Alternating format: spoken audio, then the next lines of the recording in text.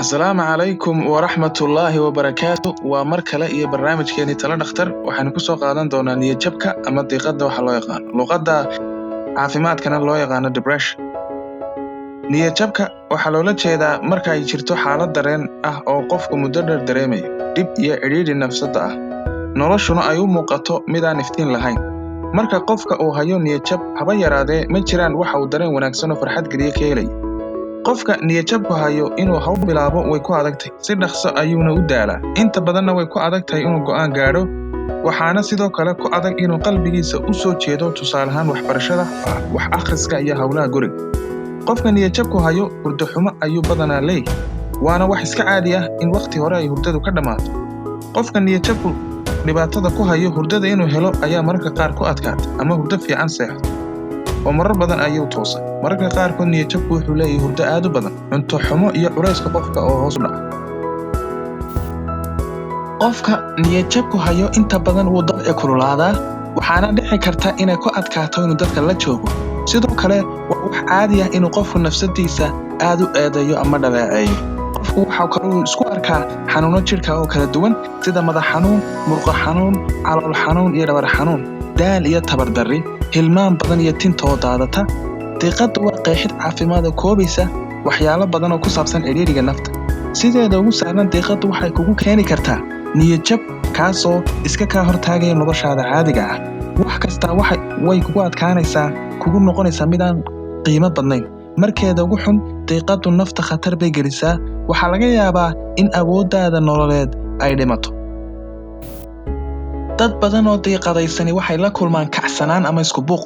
Kacsanaanta badanaa waxaa la socda xanuun jidhka laga dareemo. Kuwa kacsani waxay haystaan maskax aad mashquul ah, fikir soo noqnoqda, kuwana sababi kara inay kugu adkaato inaad nasato ama seexato. Muddada dheer ee kacsanaantu ay jirtaa waxay keeni kartaa ama ay keentaa daal jidhka ah, caafimaad darro ama caafimaad xumo guud. Murugada, diiqada ama niyad-jabka waxay waxyeelaysaa qofka niyadiisa. Maxaa keena diiqada ama niyad-jabka? In la fahmo waxyaabaha niyad-jabka keena waxay qayb weyn ka qaadataa in xal loo helo, waxayna ka hortagaysaa khaladaad badan oo bulshadu aaminsantay. Dad badan ayaa aaminsan niyad-jabku uu ku dhaco dad gooni ah. Waxaa kaloo la aaminsan yahay in niyad-jabku uu ka turjumayo iimaanka qofka iyo Alle ku xidhnaantiisa. Astaamaha niyad-jabku waxa ay yimaadaan markii khalkhal ku dhaco dheecaannada u kala goosha ama dhambaalsidayaasha maskaxda, afka qalaadna lagu yidhaahdo neurotransmitters. Daawooyinka loo qaato niyad-jabku waxay saxaan dhambaalsidayaashaas khalkhalay. Waxyaabaha khalkhal gelin kara arrimahaas waxaa loo kala qaybiyaa 5 qaybood. Hidde-raac. Dadka qaar baa u nugul cilladda niyad-jabka, waana wax Alle ku abuuray, si sahlan ay isugu buuqi karaan. Waxaa kaloo loo arkaa in diiqadu ay ku badan tahay qoysas gooni ah, taasoo ka turjumaysa in xidhiidh uu la leeyahay hiddaha qofka, inkastoo hiddo-wadaha cilladaysan aan la garanayn. Macdanta jidhka. Alle wuxuu jidhka ku abuuray macdan kala duwan oo mid walba hawl gooni ah qaabilsantay. Haddii macdantaas ay jidhka ku yaraato, waxay qofka ku dhaca diiqada ama niyad-jab. Waana arrin badanaa aan lagu baraarugin oo dhakhaatiirtu ka hoos baxda. Macdanta haddii jidhku ku yaraato uu qofku sidan dareemayo, waxaa ugu horreeya fiitamiinada, khaasatan noocyada D, B3, B6, B12 iyo birta ironta loo yaqaan, calciumta iyo cusbada, potassiumta, magnesiumta iyo chloride. Hadduu qofku nafaqo-darro haysto ama muddo la ildarnaa xanuun jidhka ah ama uu fuuq baxo, waxaa khalkhala macdanta jidhka, waxaana ugu dambeyn ku dhaca xanuunka diiqada ama niyad-jabka. Hormoonnada. Hormoonku waa dheecaanno kala duwan ay soo saaraan qanjirka jidhka ku jira. Jidhkuna kama maarmo. Haddii hormoonnadu ay jidhka ku bataan ama ay yaraadaan, qofka niyadiisu way isbeddeshaa, waxaana la soo darsa xanuunka niyad-jabka. Badanaa lama dareemo in jidhka ay ku yaraadeen ama ku bateen ilaa in la baadho mooye.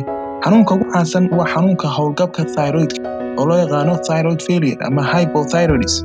Kan sidee loo baadhaa ama sidee lagu ogaadaa?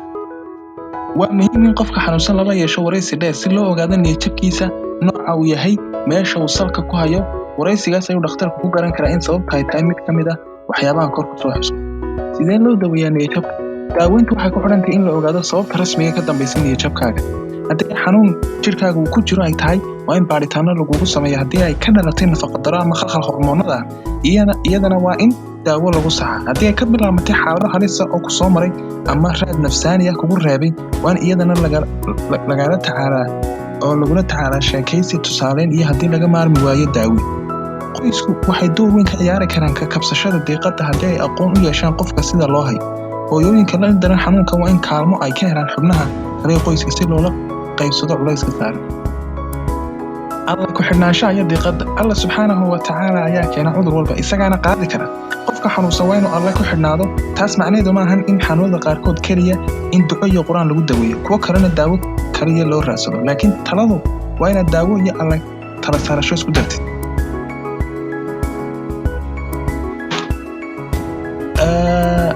fariintaas mawduucan waa mid aad u ballaaran, halkana laguma soo koobi karo, laakiin hadafka casharkeennu waxaan ku soo koobi karnaa fariimahan soo socda.